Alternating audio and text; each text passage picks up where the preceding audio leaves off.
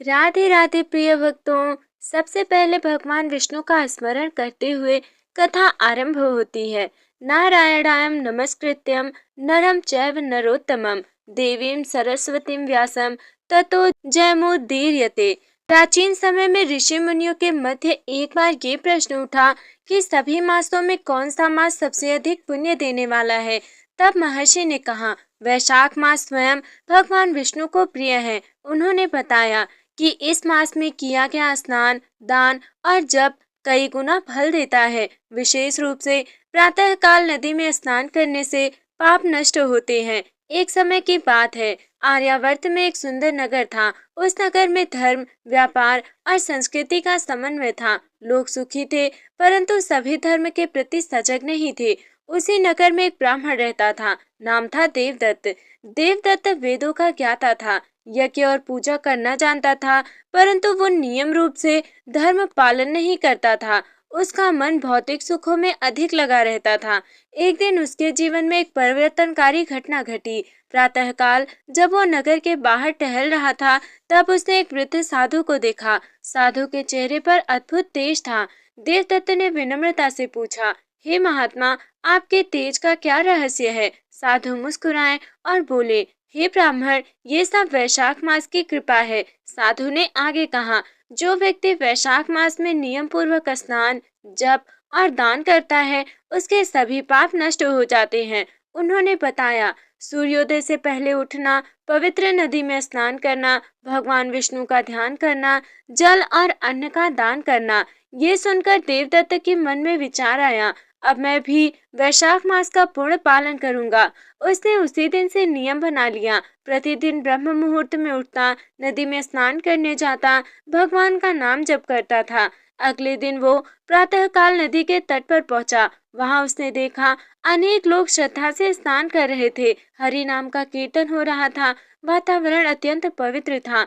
देवदत्त ने भी श्रद्धा से स्नान किया और मन ही मन प्रार्थना की, हे भगवान विष्णु, मुझे धर्म के मार्ग पर चलने की शक्ति दे। केवल कुछ ही दिनों में उसका मन शांत होने लगा। क्रोध और अहंकार कम होने लगे। उसे भक्ति में आनंद आने लगा। भक्तों, इस भाग में हमने देखा वैशाख मास का महत्व, देवदत्त का परिचय, साधु से उसका मिलन, धर्म पालन की शुरुआत। देवदत्त ने जब वैशाख मास के नियमों का पालन शुरू किया, उसके जीवन में अद्भुत परिवर्तन आने लगे। अब वो प्रतिदिन ब्रह्म मुहूर्त में उठता, नदी में स्नान करता और पूरे मन से भगवान विष्णु का ध्यान करता था। पहले जो व्यक्ति आलस्य और मोह में डूबा रहता था, अब वही व्यक्ति संयम और भक्ति का प्रतीक बन गया। एक दिन जब वो स्नान कर रहा था, उसने अनुभव किया कि उसका मन अत्यंत हल्का हो गया है, जैसे वर्षों का बोझ उतर गया हो। भीतर एक अनोखी शांति का अनुभव हो रहा था। उसने मन ही मन कहा, निश्चित ही ये वैशाख मास का प्रभाव है। कुछ दिनों बाद वही तेजस्वी साधु फिर से उसे दिखाई दिए। देवदत्त ने उनके चरणों में प्रणाम किया और कहा, हे गुरुदेव, आपके उपदेश से मेरा जीवन बदल गया है। कृपया मुझे और मार्गदर्शन दे। साधु प्रसन्न होकर बोले, हे ब्राह्मण, अभी तुमने केवल प्रारंभ किया है, आगे तुम्हें धर्म की गहराई को समझना होगा। साधु ने कहा, वैशाख मास केवल स्नान और जप तक सीमित नहीं है। इसका वास्तविक फल तब मिलता है जब तुम दया, त्याग और सेवा का पालन करते हो। उन्होंने देवदत्त को एक परीक्षा दी। आज से तुम जो भी भोजन करोगे, उसका एक भाग किसी भूखे को अवश्य दोगे। देवदत्त ने तुरंत सहमति दी। उसी दिन से वो अपने भोजन का एक हिस्सा अलग रखता, किसी गरीब या भूखे को ढूंढता और प्रेम पूर्वक उसे भोजन कराता। शुरुआत में ये थोड़ा कठिन लगा, लेकिन क्योंकि कभी कभी उसे स्वयं भी कम भोजन मिलता था, परंतु उसने संकल्प नहीं छोड़ा। एक दिन दोपहर के समय एक बहुत ही वृद्ध और दुर्बल व्यक्ति उसके घर आया। वो अत्यंत भूखा था और कांपती आवाज में बोला, बेटा, मुझे कुछ खाने को दे दो। उसी दिन देवदत्त के पास केवल थोड़ा सा भोजन था, जो उसके परिवार के लिए भी पर्याप्त नहीं था। देवदत्त के सामने एक कठिन स्थिति थी। एक ओर उसका परिवार था, दूसरी ओर वो भूखा वृद्ध। क्षण भर के लिए वो सोच में पड़ गया। फिर उसे साधु की बात याद आई, सच्चा धर्म वही है जहाँ त्याग हो। देवदत्त ने बिना देर किए अपना पूरा भोजन उस वृद्ध को दे दिया, स्वयं और परिवार के लिए कुछ भी नहीं रखा। वृद्ध ने तृप्त होकर उसे आशीर्वाद दिया, तुम्हारा कल्याण हो, तुम्हें भगवान की कृपा प्राप्त हो। जैसे ही वृद्ध वहां से गया, अचानक देवदत्त के घर में अन्न की वृद्धि होने लगी। खाली पात्र भर गए और घर में समृद्धि आ गई। देवदत्त ये देखकर आश्चर्यचकित रह गया। उसी रात उसे स्वप्न में भगवान विष्णु के दर्शन हुए। भगवान ने कहा, हे देवदत्त, आज तुमने सच्चे धर्म का पालन किया है। तुम्हारा त्याग और करुणा मुझे अत्यंत प्रिय है। रात्रि में भगवान विष्णु के दर्शन के बाद देवदत्त की नींद खुली तो उसका हृदय भक्ति और कृतज्ञता से भर गया। वो सोचने लगा, मैं कितना भाग्यशाली हूँ कि प्रभु ने मुझ पर कृपा की। उसी दिन से उसका विश्वास और भी दृढ़ हो गया। प्रातःकाल होते ही वो पहले से भी अधिक उत्साह के साथ उठा, स्नान किया, भगवान का ध्यान किया और दान का संकल्प दोहराया। अब उसके लिए धर्म केवल एक नियम नहीं बल्कि जीवन का उद्देश्य बन गया था। देवदत्त के मन में उस वृद्ध व्यक्ति के बारे में जिज्ञासा बनी हुई थी। वो सोच रहा था, वो साधारण मनुष्य नहीं था, अवश्य ही कोई दिव्य शक्ति थी। उसी दिन वो उसी स्थान पर गया जहाँ उसने वृद्ध को भोजन दिया था, लेकिन वहाँ कोई नहीं मिला। तभी अचानक वही तेजस्वी साधु फिर से प्रकट हुए। देवदत्त ने तुरंत उनके चरणों में प्रणाम किया और पूछा, हे गुरुदेव, वो वृद्ध कौन था? साधु मुस्कुराए और बोले, हे देवदत्त, वो कोई साधारण वृद्ध नहीं था। साधु ने कहा, वो स्वयं भगवान विष्णु थे जो तुम्हारी परीक्षा लेने आए थे। ये सुनकर देवदत्त आश्चर्य और आनंद से भर गया। उसकी आंखों से आंसू बहने लगे। अब देवदत्त की भक्ति और भी गहरी हो गई। वो हर प्राणी में भगवान का रूप देखने लगा। किसी के साथ कठोर व्यवहार नहीं करता, हमेशा दया और प्रेम से व्यवहार करता था। धीरे धीरे उसके परिवर्तन का प्रभाव पूरे नगर में फैलने लगा। लोग उससे प्रेरणा लेने लगे। कई लोगों ने वैशाख मास के नियम अपनाए। नगर में धर्म और सदाचार बढ़ने लगा। परंतु धर्म का मार्ग हमेशा सरल नहीं होता। एक दिन नगर में अकाल पड़ गया। वर्षा नहीं हुई, अन्न की कमी हो गई, लोग भूख से पीड़ित होने लगे। इस कठिन समय में भी देवदत्त ने दान देना बंद नहीं किया। अपने पास जो भी था दूसरों में बांटता रहा। उसके परिवार वालों ने कहा, हम स्वयं संकट में हैं, फिर भी तुम सब कुछ दान कर रहे हो। देवदत्त ने शांत स्वर में उत्तर दिया, जो भगवान अब तक हमारी रक्षा करते आए हैं वही आगे भी करेंगे। उसका विश्वास अडिग था। समय बीतता गया और नगर में पड़ा अकाल और भी भयानक हो गया। धरती सूख चुकी थी, नदियां सिकुड़ गई थी और खेत बंजर हो गए थे। लोग अन्न के एक दाने के लिए तरस रहे थे, जल के लिए भटक रहे थे। अनेक परिवार भूख से पीड़ित थे। चारों ओर दुख और निराशा का वातावरण फैल गया। देवदत्त के घर में भी अब अन्न बहुत कम बचा था। उसका परिवार चिंतित था, यदि यही स्थिति रही तो हम कैसे जीवित रहेंगे। लेकिन देवदत्त का विश्वास अब भी अडिग था।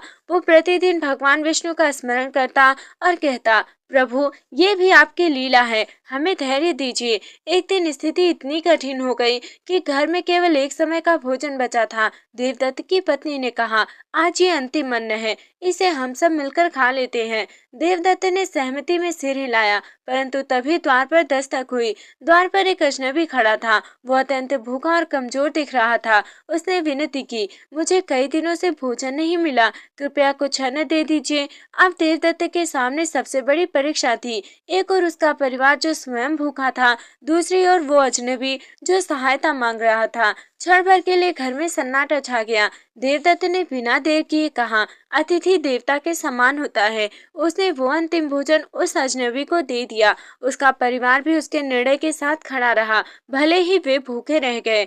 जैसे ही अजनबी ने भोजन किया और चला गया, अचानक वातावरण बदलने लगा। आकाश में बादल घिराए, तेज वर्षा शुरू हो गई। सूखी धरती फिर से जीवित हो उठी। नगर के लोग आनंद से भर गए। कुछ ही दिनों में खेतों में हरियाली लौट आई। अन्न की कमी समाप्त हो गई। लोगों का जीवन फिर से सामान्य हो गया। देवदत्त का घर भी अन्न और सुख से भर गया। उस रात देवदत्त को फिर से भगवान विष्णु के दर्शन हुए। भगवान ने कहा, हे भक्त, तुमने कठिन समय में भी धर्म का त्याग नहीं किया। यही सच्ची भक्ति है, यही सच्चा वैशाख व्रत है। अब पूरे नगर में देवदत्त की प्रशंसा होने लगी। लोग उसे एक आदर्श मानने लगे और उसके बताए मार्ग पर चलने लगे। अकाल समाप्त होने के बाद नगर में फिर से खुशहाली लौट आई। लोग अपने अपने कार्यों में लग गए, परंतु अब उसके जीवन में एक बड़ा परिवर्तन आ चुका था। वे धर्म और दान के महत्व को समझ चुके थे। देवदत्त का जीवन भी अब पूरी तरह बदल चुका था। उसका मन हर समय भगवान विष्णु की भक्ति में लीन रहता था। एक दिन प्रातःकाल ध्यान करते समय देवदत्त को को दिव्य प्रकाश दिखाई दिया। उस प्रकाश के मध्य स्वयं भगवान विष्णु प्रकट हुए। भगवान ने मधुर स्वर में कहा, हे प्रिय भक्त, तुम्हारी भक्ति, त्याग और अडिग विश्वास से मैं अत्यंत प्रसन्न हूँ। मांगो, तुम जो भी वरदान चाहो। देवदत्त ने हाथ जोड़कर उत्तर दिया, हे प्रभु, मुझे कोई भौतिक सुख नहीं चाहिए, बस इतना वरदान दीजिए कि मैं सदैव आपके चरणों में भक्ति रख सकूं और दूसरों की सेवा करता रहूं। भगवान ये सुनकर अत्यंत प्रसन्न हुए। भगवान विष्णु ने कहा, हे देवदत्त, तुम्हें अटूट भक्ति का वरदान प्राप्त हो, साथ ही तुम्हारे घर में कभी अन्न और धन की कमी नहीं होगी। और ये कहकर भगवान अंतर ध्यान हो गए। अब देवदत्त केवल स्वयं ही धर्म नहीं करता था, बल्कि दूसरों को भी प्रेरित करता था। वो लोगों को समझाता, वैशाख मास में किया गया छोटा सा पुण्य भी जीवन बदल सकता है। देवदत्त के प्रभाव से नगर में दान की परंपरा बढ़ गई। लोग गरीबों की सहायता करने लगे। हर घर में भगवान का नाम लिया जाने लगा। ये नगर एक आदर्श स्थान बन गया। लेकिन जीवन में परीक्षा समाप्त नहीं होती। एक दिन एक धनी व्यापारी देवदत्त के पास आया। वो अहंकारी था और बोला, मैं बहुत धनवान हूँ, मुझे धर्म की आवश्यकता नहीं। क्या तुम्हारा वैशाख व्रत सच में इतना प्रभावी है? देवदत्त ने शांत स्वर में कहा, धन से नहीं, कर्म से महानता मिलती है। यदि तुम सच्चे मन से एक दिन भी धर्म करोगे तो उसका फल अवश्य मिलेगा। व्यापारी ने हंसते हुए कहा, ठीक है, मैं तुम्हारी बात मानकर एक दिन ये व्रत जरूर करूंगा। देवदत्त की बात सुनकर वो धनी व्यापारी मन ही मन सोचने लगा, देखते हैं एक दिन के व्रत से क्या परिवर्तन होता है। उसका नाम सेठ धनपाल था। वो अत्यंत धनी था, परंतु उसे अपने धन पर घमंड था। गरीबों के प्रति दया नहीं थी और धर्म को वो महत्व नहीं देता था। फिर भी उसने देवदत्त की बात मानकर एक दिन वैशाख व्रत करने का निश्चय किया। अगले दिन प्रातःकाल सेठ धनपाल पहली बार ब्रह्म मुहूर्त में उठा, नदी के तट पर गया और श्रद्धा से स्नान किया। हालांकि उसके मन में अभी भी पूर्ण श्रद्धा नहीं थी, परंतु उसने नियमों का पालन किया। उसने मन ही मन भगवान विष्णु का स्मरण किया। स्नान के बाद उसे याद आया कि दान करना भी इस व्रत का महत्वपूर्ण भाग है। वो अपने घर लौटा और अनिच्छा से कुछ अन्न लेकर बाहर निकला। रास्ते में उसे एक गरीब बालक मिला जो बहुत भूखा था। सेठ के मन में विचार आया, मैं इतना धनवान हूँ, फिर भी मुझे क्यों देना चाहिए? ये मेरा कमाया हुआ धन है। परंतु फिर उसे देवदत्त की बात याद आई, सच्चा धर्म त्याग में है। कुछ क्षण सोचने के बाद उसने उस बालक को अन्न दे दिया और पहली बार उसके मन में एक अलग प्रकार की शांति उत्पन्न हुई। बालक ने मुस्कुराकर कहा, भगवान तुम्हारा भला करे। एक छोटे से दान के बाद सेठ का मन हल्का हो गया। उसे एक अनोखा संतोष मिला जो उसे पहले कभी नहीं मिला था। वो सोचने लगा, यह अनुभव धन से भी अधिक मूल्यवान है। उस रात सेठ धनपाल को स्वप्न में भगवान विष्णु के दर्शन हुए। भगवान ने कहा, हे धनपाल, आज तुमने अपने जीवन का पहला सच्चा पुण्य किया है। यदि तुम इसी मार्ग पर चलते रहोगे तो तुम्हारा जीवन धन्य हो जाएगा। सुबह उठते ही सेठ का हृदय बदल चुका था। अब वो अहंकार से मुक्त हो गया था, दूसरों के प्रति दया रखने लगा और धर्म की ओर आकर्षित होने लगा। वो तुरंत देवदत्त के पास गया और उसके चरणों में झुक गया। उसने कहा, आप सही थे, एक दिन के व्रत ने मेरा जीवन बदल दिया। देवदत्त ने मुस्कुराकर कहा, ये सब वैशाख मास और भगवान की कृपा है। सेठ धनपाल के जीवन में जो परिवर्तन एक दिन के व्रत से शुरू हुआ था, अब वो धीरे धीरे गहरा होने लगा। अब वो केवल एक दिन ही नहीं, बल्कि पूरे वैशाख मास में नियम पूर्वक व्रत करने लगा। वो प्रतिदिन ब्रह्म मुहूर्त में उठता, स्नान करता और भगवान विष्णु का ध्यान करता। कुछ ही दिनों में उसका अहंकार समाप्त होने लगा। मन में दया और विनम्रता बढ़ने लगी और उसे दूसरों की सहायता करने में आनंद मिलने लगा। वो सोचता, सच्चा सुख तो सेवा में है, न कि केवल धन में। अब सेठ धनपाल प्रतिदिन गरीबों को अन्न दान करता, प्यासों को जल पिलाता और जरूरतमंदों की सहायता करता। जो व्यक्ति पहले एक दाना देने में भी संकोच करता था, अब वही उदार बन गया था। सेठ के इस परिवर्तन को देखकर अन्य धनी लोग भी प्रेरित होने लगे। नगर में दान और सेवा का वातावरण बन गया। गरीबों की स्थिति सुधरने लगी। अब नगर पहले से भी अधिक धर्ममय हो गया। देवदत्त और सेठ धनपाल के बीच अब गहरी मित्रता हो गई थी। दोनों मिलकर लोगों को धर्म का उपदेश देते, वैशाख मास के महत्व को बताते और समाज को सही मार्ग दिखाते। एक दिन नगर में एक अजनबी साधु आया। वो अत्यंत तेजस्वी था और उसके चेहरे पर अद्भुत शांति थी। लोग उसके पास अपने प्रश्न लेकर जाने लगे। उस साधु ने कहा, धर्म केवल व्रत और दान तक सीमित नहीं है। सच्चा धर्म वो है जहाँ मन, वचन और कर्म तीनों शुद्ध हों। देवदत्त और धनपाल ने ये शिक्षा ध्यान पूर्वक सुनी। उस रात दोनों ने विचार किया, क्या हम वास्तव में पूरी तरह धर्म का पालन कर रहे हैं? क्या हमारे मन में कोई विद्वेष तो नहीं बचा? उन्होंने निश्चय किया कि अब वे केवल बाहरी कर्म ही नहीं बल्कि अपने विचारों को भी शुद्ध करेंगे। अब दोनों ध्यान करने लगे, क्रोध और लोभ पर नियंत्रण करने लगे और हर कार्य को भगवान को समर्पित करने लगे। उनकी भक्ति अब और भी गहरी हो गई। नगर में आए उस तेजस्वी साधु के उपदेशों का प्रभाव धीरे धीरे सभी लोगों पर पड़ने लगा। देवदत्त और सेठ धनपाल तो विशेष रूप से उनके प्रति आकर्षित थे। वे प्रतिदिन साधु के पास जाकर धर्म की गूढ़ बातें सुनते, अपने संदेह दूर करते और आत्मज्ञान प्राप्त करने का प्रयास करते। एक दिन साधु ने कहा, हे मनुष्यों, वैशाख मास केवल बाहरी कर्मों का समय नहीं, ये आत्मा को शुद्ध करने का अवसर है। उन्होंने आगे बताया, यदि मन शुद्ध नहीं तो दान भी अधूरा है, यदि अहंकार है तो व्रत का फल नहीं मिलता। देवदत्त ने विनम्रता से पूछा, हे गुरुदेव, हम अपने मन को पूरी तरह शुद्ध कैसे कर सकते हैं? सेठ धनपाल ने भी कहा, हमने दान और व्रत तो शुरू कर दिया है, परंतु भीतर के दोष कैसे मिटाएं? साधु ने मुस्कुराकर कहा, मन की शुद्धि के लिए 3 बातें आवश्यक है, सच्ची भक्ति, निस्वार्थ सेवा और पूर्ण समर्पण। उन्होंने कहा कि जब तुम हर कार्य भगवान विष्णु को अर्पित करोगे तब तुम्हारा मन स्वतः शुद्ध हो जाएगा। साधु ने आगे कहा, अब समय आ गया है कि तुम दोनों एक और परीक्षा के लिए तैयार हो जाओ। देवदत्त और धनपाल ने एक साथ कहा,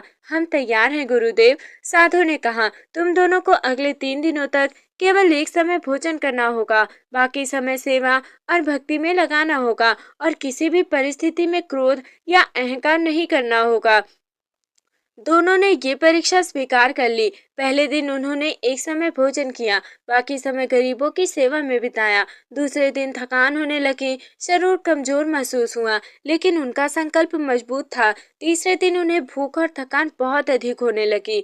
मन में कभी कभी क्रोध और असंतोष भी आने लगा। सेठ धनपाल ने कहा, ये परीक्षा सच में कठिन है। देवदत्त ने उसे समझाया, हमें धैर्य रखना होगा और भगवान विष्णु पर विश्वास बनाए रखना होगा। दोनों ने मिलकर भक्ति और ध्यान किया। 3 दिन पूरे होने के बाद उनका मन पहले से अधिक शांत हो गया। उन्होंने अपने भीतर एक नई शक्ति का अनुभव किया और उन्हें लगा कि अब वे पूरे अपने विचारों को नियंत्रित कर सकते हैं। भक्तों, इस प्रकार देवदत्त और सेठ धनपाल की कथा हमें ये सिखाती है कि वैशाख मास केवल एक धार्मिक परंपरा नहीं बल्कि जीवन को बदलने का एक दिव्य अवसर है। इन दोनों ने साधारण जीवन से शुरुआत की, परीक्षा और कठिनाइयों का सामना किया और अंततः सच्ची भक्ति और आत्मशुद्धि को प्राप्त किया।